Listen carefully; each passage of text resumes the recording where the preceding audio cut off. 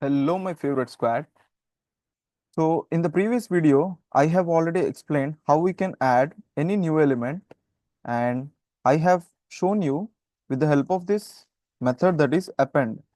So using this append method, we were able to add Hyderabadi biryani, but at the end of the list. That is, whenever we use append, it Python automatically adds that particular item to the end of the list.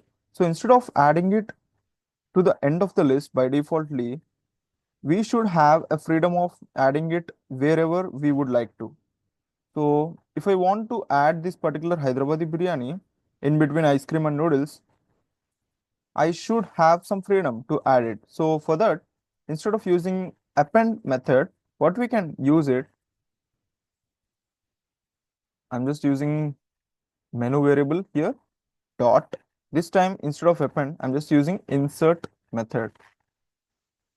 So in the insert method, you have to pass the index position that you would like to place your object at a particular position, right? So if you want to place this Hyderabadi biryani in between ice cream and noodles, so you would like to place it in the second position, right after ice cream. So for the second position, you have to pass the index position as 1.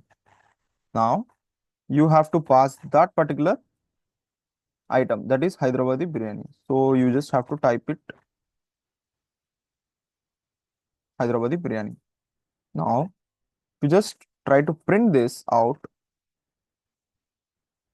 I'm just clearing the output, hitting run. See here, this time after ice cream, I have got Hyderabadi biryani.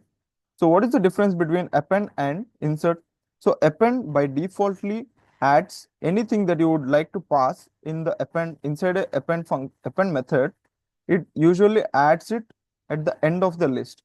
But this insert, you have a freedom of adding it wherever you would like to. So that's the difference between append and insert.